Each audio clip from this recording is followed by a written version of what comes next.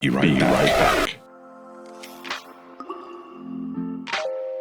Destroy is an independent podcast produced by Be Right Back Studios.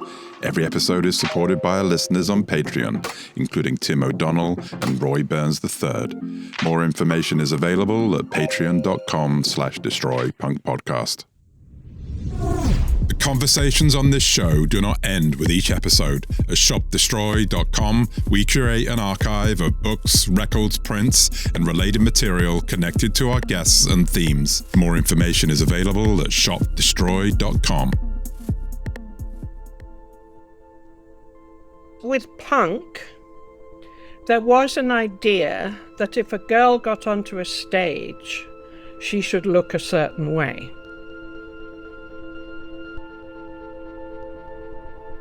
One of the most interesting aspects was that women were finally being allowed to have somewhat of a say. The best of what punk was that sense of, it's not individualism in an economic sense. It's just, don't be afraid to be yourself.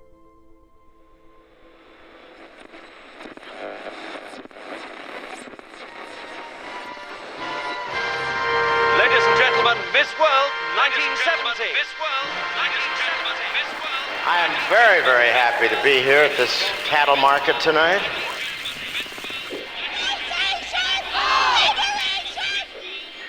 So that's what you were doing, Stu. Always wanted to meet you. Did you really? I've got very beautiful lips.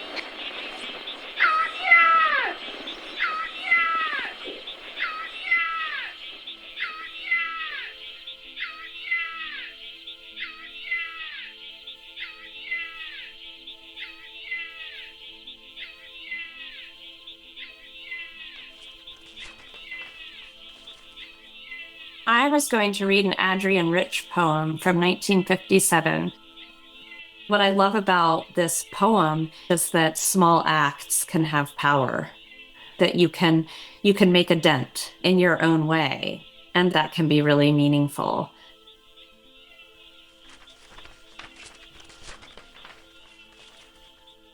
Stone by stone I pile this cairn of my intention, these painfully assembled stones, in the shape of nothing that has ever existed before. A pile of stones, an assertion that this piece of country matters, for large and simple reasons. A mark of resistance, a sign. A sign. A sign. A sign. A sign. Little girls should be seen and not heard.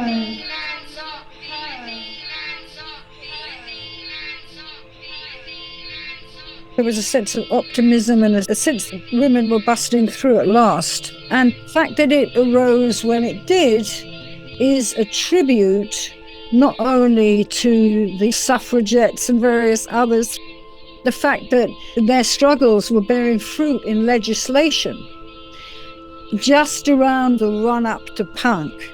And this was hugely influential in the way it played out. It wasn't until I saw the slits that I realized girls could do it.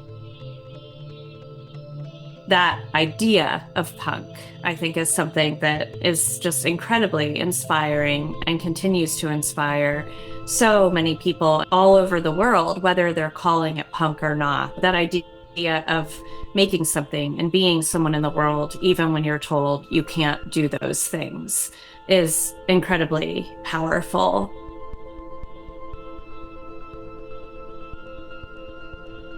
On December 1st, 1976, the Sex Pistols went on national television and swore their way through Bill Grundy's Today program. The next morning, the Daily Mirror gave the scandal its enduring headline, "The Filth and the Fury." One of punk's great acts of mischief was turning bad behavior into a compelling invitation, a way into cultural authority. But that invitation was not always extended to everyone in the same way, because punk is often remembered as a male insurrection.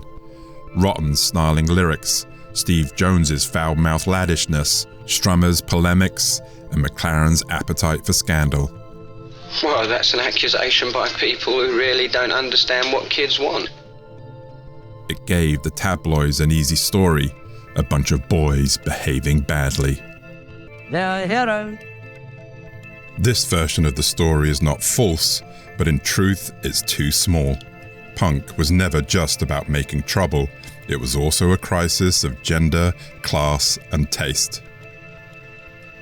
It's because punk was aiming at the disenfranchised and giving a voice to the voiceless, the people who were, as Marley sang, rejected by society. That was punk's natural constituency. But the question was never neutral. For men, bad behavior was often translated back as an act of rebelliousness. From the posters, it does seem that the record companies and the promoters are cashing in on the violent aspects, and that you actually use that to publicise the record. For women, refusing to behave disturbed something more ingrained, the demand to always be pleasing, seen but not heard, available, decorative, compliant. Punk was very disruptive. It's pretty unique that there was this crop of women musicians coming up for the first time in a more self-determined way than had ever happened before. There wasn't that many compared with the guys, but the fact that there was any made it a revolution.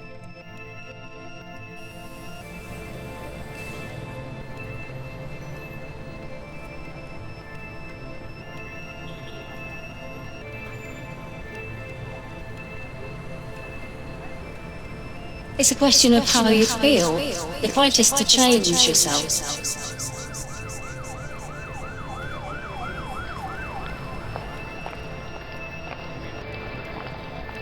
In the heart of southwest London, in a small shop along Chelsea's King's Road, Vivienne Westwood and Malcolm McLaren helped build one of Punk's central laboratories.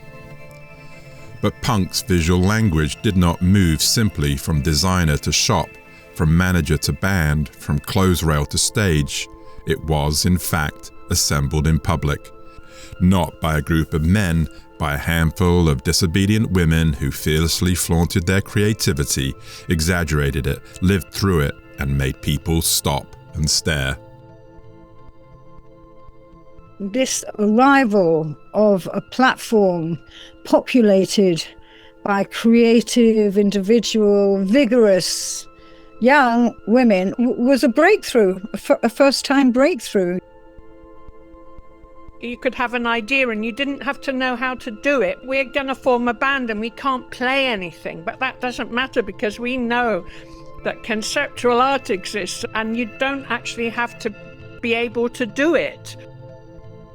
Provocateurs such as Pamela Rook, otherwise known as Jordan, was not merely selling clothes at Westwood's store Sex. She turned the journey to work into a form of public confrontation. On the train, in the street, her presence made visible what punk would soon become. Not a style, but a disruption in the codes of social order. And Sue Catwoman, one of punk's most durable signs, constructed hair as architecture, presented the body as a self-invented emblem, and declared appearance as an act of reinvention. I mean, Sue, her look was so extreme. I mean, she's become the pin-up of the whole scene, really. Figures like Jordan and Sue Catwoman not only made punk visible before it fully became a movement, they also showed that the disruption began before the music was even heard. On The Grundy Show, Susie Sue did not just sit inside someone else's scandal. Grundy and Sue's exchange exposed the casual misogyny lurking beneath television's public civility. Sue was not simply background to the boys' provocation, she was at its core. This moment matters because it complicates the archive. The scandal, remembered as male yobbery, began as a woman staring back through the machinery of television's respectability. All right. What about you girls behind? Like your dad, isn't he, Skeena? Are you, With your granddad. are you worried or are you just enjoying yourself? Enjoying myself. Are you? Yeah. So that's what you were doing, Stu. Always wanted to meet you. Did you really? Yeah. We'll meet afterwards, shall we? You dirty sod. Polystyrene, Ari up, Anna Da Silva, Caroline Coon, Pauline Murray, and many more all pushed that confrontation further, making punk's retaliation harder to simply reduce to patriarchal noise. Instead, they forced a larger argument, an argument about who was allowed to speak, who should be credited, and who and what would be remembered and why. In our case, it was also more rights for us as women, but it was also for everybody whose role was belittled within the society when they had so much to offer. This episode is not about adding women back to punk after the fact. It's about women as authors of punk's disruption, about what happens when that authorship gets narrowed and edited away. When Vicky joined, Vicky said, you may not call yourselves feminists, but what you're doing is a feminist act. You're writing your own songs, you're co-producing them, you're making your own artwork. You're actually at the helm of your creativity, and so what you're doing is a feminist act. In this episode, that question of authorship runs through three distinct voices. Vivian Goldman, punk journalist, musician, and author of Revenge of the She-Punks. Punk was for the outsiders to stand together, rejected by society and treated with impunity. But using music to try and give people confidence and create the world they want. Audrey Golden, author of Shouting Out Loud and I Thought I Heard You Speak, Women at Factory Records. Since pretty early, I was really angry about sexism and gender bias. And Gina Birch, singer, songwriter, filmmaker and artist, and founding member of the Raincoats. For me, punk was an incredible explosion, and I wanted to find my own adventures. Let's fucking cause a bit of shit, Cause a bit of trouble. Across each of their accounts, the story moves from first-hand witness to historical recovery to the lived experiment of making punk something before permission ever arrived.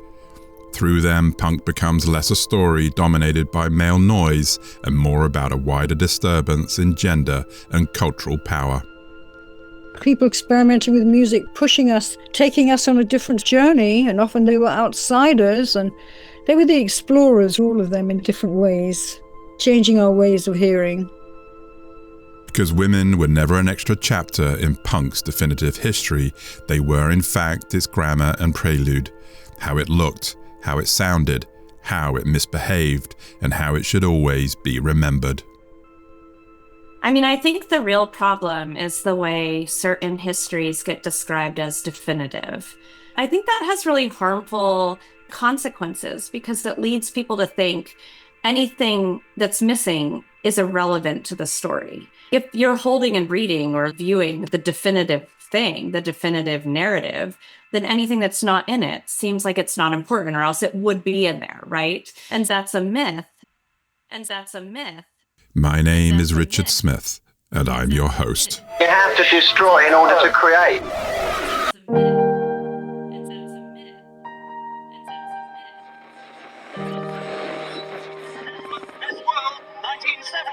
Featuring 60 of the world's most beautiful girls.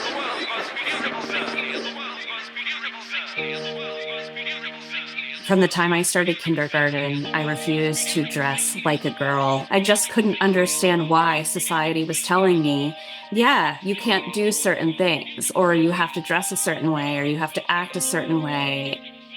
Femininity has always been policed through appearance, voice, gesture, and public behavior.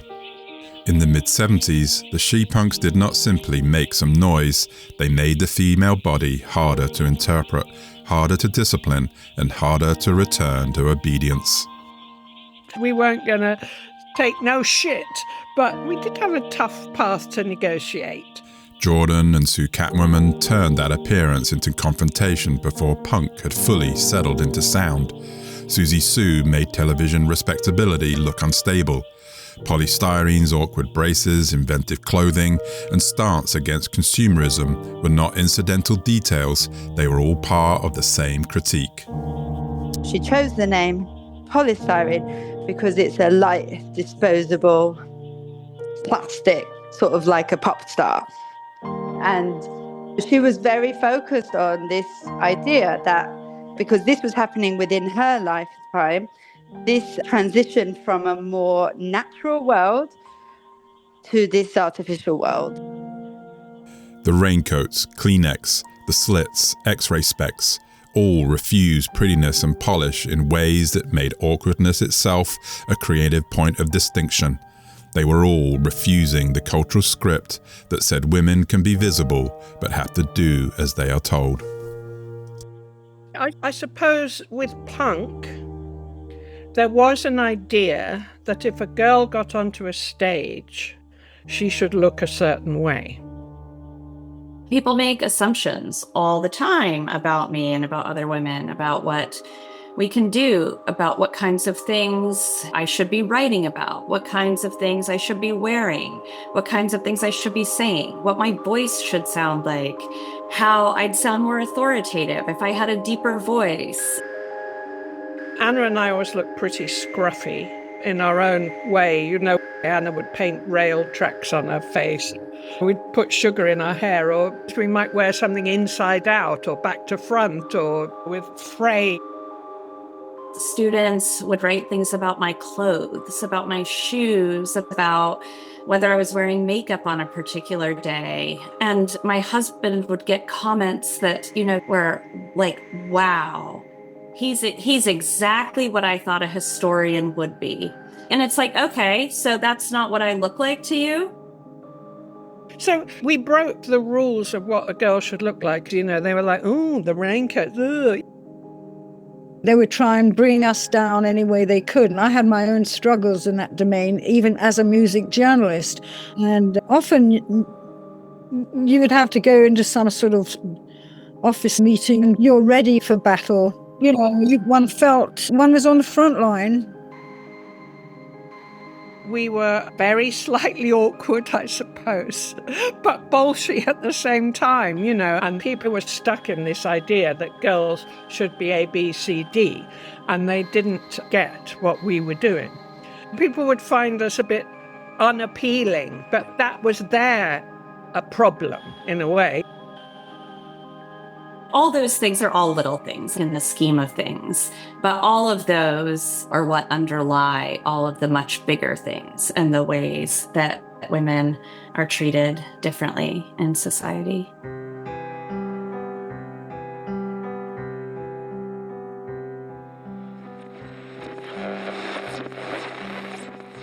Punk rock should mean freedom, liking and accepting anything that you like, playing whatever you want, as sloppy as you want, as long as it's good and has passion.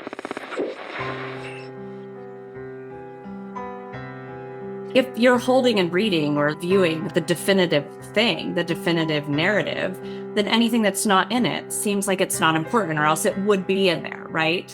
And that's a myth. In 1992, the story of punk folds back on itself. Nirvana have gone from a disruptive noise to a global phenomenon. And out of nowhere, along London's elaborate grove, Kurt Cobain and Courtney Love walk into Rough Trade Records. They wanted our first record, and because it wasn't available anymore, Judy, who was at the shop, said, Anna works near here, go and see her, maybe she's got a copy. Determinedly, Cobain and Love walk around the corner to the antique shop where Anna De Silva is working. He knows who she is immediately. Anna De Silva doesn't know him from Adam. A few weeks later, De Silva sends Cobain a signed copy. It's almost too small a scene for the weight it carries, a rare piece of vinyl, an antique shop, a devoted fan, and an artist whose influence had been quietly moving underground, oblivious to their influence. Then, taking his passion one step further, Cobain decides to declare his fandom in the liner notes for Incesticide, and suddenly the Raincoats and their music becomes visible to a whole new generation of misfits and nonconformists. I never thought we'd be role models, and don't know how much we are, but I think we are inspiring, and that's been, for me, that's the best thing. It's being inspired. It's not how many records we sell. It's knowing that was positively inspiring to a lot of people. This was a generation trained to hear punk through a louder, more masculine voice that was suddenly pointed back toward a band the definitive story of punk had often failed to recall. But this is not just a story about resurfacing the past. Kurt Cobain did not make the Raincoats matter. He just made it harder to pretend they did not matter at all. I talk about the Raincoats defining punk, but I didn't really know anything about them when I was a teenager, other than that Kurt Cobain really loved them and that members of Bikini Kill were into them. Hole had done a cover of The Void, and so those were bands I loved. But it's not just about influence, it's about recognition, about what historians decide to preserve in the accepted sequence of who mattered and why. And this is where the damage unfolds, because a narrow story told often enough begins to feel like the truth. At Factory Records, despite Tony Wilson's open-minded approach to equality, women such as Gillian Gilbert of New Order could be present in the material evidence, but were often missing from the story built around the legend. I noticed there were women's names on some of those materials, but the women weren't named in any of the accounts I'd read. And I know women's voices and women's stories get marginalized in histories for different kinds of reasons, but I don't think it's so easy to just say, oh, it's sexism. It is sexism, but it's also the way that sexism and misogyny have resulted in just social ideas about whose stories are important, who the storytellers are, who gets written about, whose voices should be the ones to speak on the record. And if it seems like there's something missing, and maybe that is something that you can start to excavate and bring back to the surface in some way.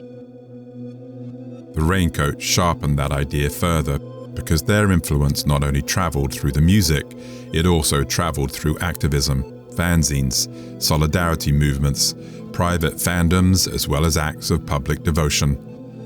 But the point is not that recognition arrived through Nirvana.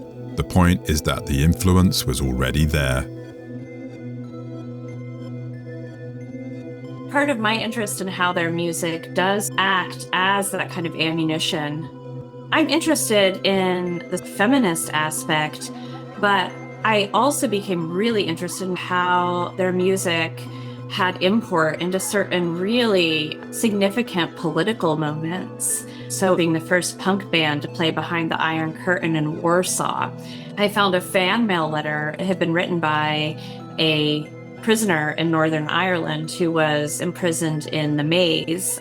And then they agreed to be part of this compilation that was going to be a charity comp for Bosnian Women's Aid. I was really interested in telling that untold story of the band. At the time, quite a lot of people didn't really like us. You know, when I asked John Savage to talk about the Raincoats in my documentary that I was making, and he said, I have nothing to add to a Raincoats documentary. But this story is not just about adding the names back in. It's whether punk history has been built around the wrong idea of what counts as authorship and who gets to decide. I think of punk in a number of different ways. I come to it first thinking of it as this ethos that you can do whatever you want to do, and you can make something your own, and you can step into a world that feels unwelcoming to you, and you can put yourself out there and put your voice out there and recognize that your voice and your art both matter. So that idea of punk, I think, is something that is just incredibly inspiring and continues to inspire so many people all over the world. Polystyrene and Laura Logic in X-ray specs, phenomenal. Jordan in the Ants, Kleenex, gay advert in the adverts, for example. You know, these women they're all very creative, and half of them have been ignored for most of their lives. Let's fucking cause a bit of shit.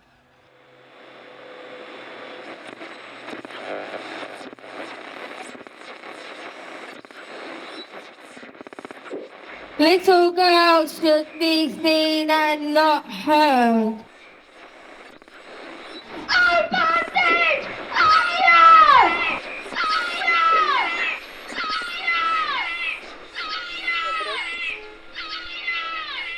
I think words and language matter immensely, and they can make real impacts, whether they're in written laws or whether they're in works of literature or poetry or song. Even if a work of literature or something you see on a film or something you hear in song doesn't have that same governmental power, it still has a really particular kind of cultural power and can get deployed in really unique ways that something like the law can't. At the beginning of this episode, Audrey Golden recalled a poem by Adrian Rich. It's titled A Mark of Resistance. Not because the poem explained punk, but because it gave another way to think about dissent. Not as spectacle, not as the moment when the room erupts, the flower bombs fly, or the television host loses control. Because a mark of resistance can be smaller than that. You don't need to go out and do something seemingly big or huge. You can make a dent in your own way, and that can be really meaningful. This idea that there's just something small, a mark of resistance, a sign that those things matter. This idea runs through this episode time and again. Ari Up, Jordan, Sue Catwoman, Polystyrene all understood it in a louder key, making their voices impossible to ignore. Those early punks, like my mum, they weren't particularly political. Even though a lot of it seemed very political, it was a lot more about the art of it rather than the politics of it. The lyrics to the songs on the first album, Germ for Adolescence, it was like a unified story that was being told about modernity and technology and things like that. That was the theme that my mum was most interested in exploring through music. And so she chose the name Polystyrene because it's a light, disposable plastic, sort of like a pop star. For Vivian Goldman, resistance became a way of working.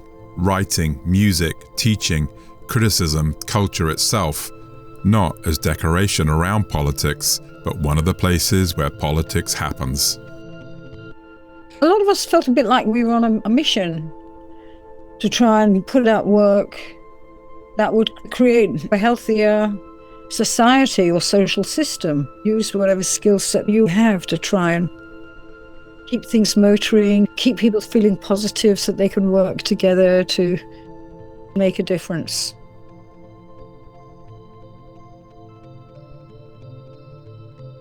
For Gina Birch, it became the method, allowing uncertainty, awkwardness, and disorder to remain visible instead of hiding them beneath polish.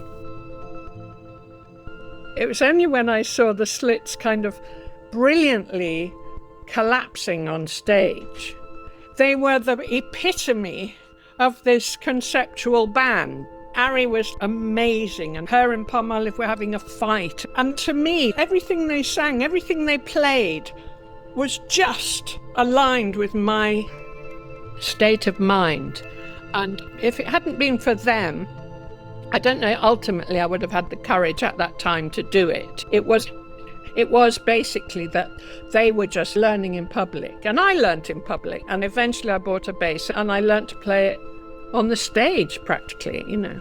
That's what I like. I like bringing haphazard things together and seeing what happens. I like accident. For me, disorder is sanity. This matters because the unfinished has never been judged evenly. Even when men were amateur, it would be called raw. When women were amateur, it was called incompetence. But bands like the Slits and Kleenex made that distinction harder to sustain. They did not simply refuse pretty cliches, they refused the terms by which prettiness, skill, seriousness, and authority were being measured.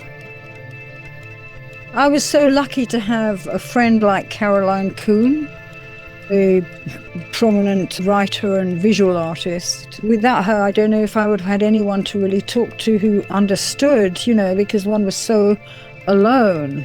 You try and do what you think is right, and you have to stick to it and not expect necessarily everybody to be in accord with women starting to write about popular music or anything. We were all a bit like that, I suppose, insistent on making our own way. That is why small acts matter, because they accumulate. A poem becomes a frame, a line in a song becomes a dare, a look becomes a public disturbance, a history reopened becomes less certain than it was before. You can engage in activist work in a lot of different kinds of ways that can sometimes have small impacts that can still be really important immediately, or sometimes small impacts that continue to reverberate over time and maybe eventually can have a bigger impact on the road in a way that is completely unbeknownst to you at the time that you're engaging in it. In the end, the question is no longer whether women had a place in punk. It was whether punk can properly be understood without the women who helped author its disturbance. And once you hear it that way, the story cannot go back to what it was. All right. What about you girls behind? It's like your dad, isn't he? Are you, Or your granddad. are you worried or are you just enjoying so? Enjoying myself. Are you? Yeah. So I thought you were doing so. Always wanted to meet you. Did you really? Yeah. We'll meet up, shall we? You dirty sod. You dirty old man. Well, keep going, Jake, keep going.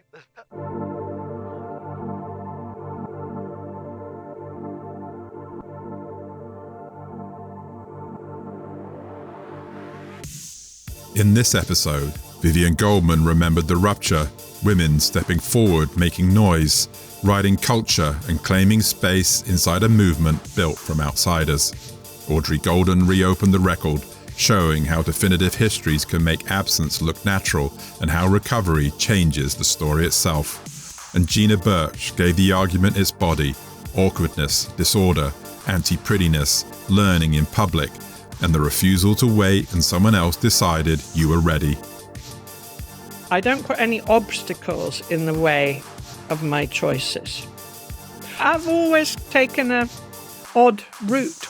Don't know why. It might be sabotage, but it's good to upset the apple cart a bit, isn't it? Together, they make the so-called definitive version of punk harder to sustain. Not because women need to be inserted into the existing story, but because the story was never complete without them. In its noise, its image, its defiance, and in the recognition of who made it possible. We weren't going to take no shit.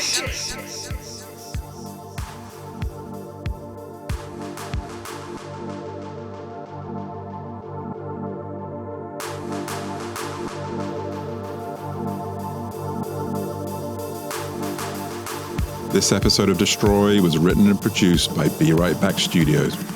Music was composed by Tokyo Iconic. Thank you for listening.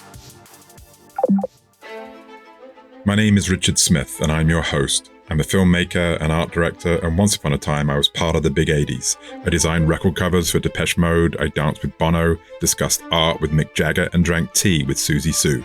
I also grew up during those turbulent times in England in the late 70s and was driven by the do-it-yourself ethos of punk. I obsessed over bands like Joy Division and New Order and went on to work for the album cover designer Peter Saville. I believe that year, that moment in 1976, when a bunch of foul-mouthed yobs cursed and swore on national television, changed the future of culture forever, and is what brought us to where we are today. So where do we go from here? Will emerging new technologies be the catalyst that tears down the walls of mediocrity, throwing culture and society into chaos and revolution again? We'll have to wait and see. Destroy is a Be Right Back Studios production. Learn more at berightbackstudios.com. And please tune in again for another episode of Destroy, the Influence of Punk podcast, wherever you listen or download. Be right back. The archival audio used in this episode of Destroy is taken from a variety of unknown sources. Every effort has been made to use these clips responsibly, concerning their original creators for the purpose of education, commentary, and tribute. All rights remain with the original rights holders.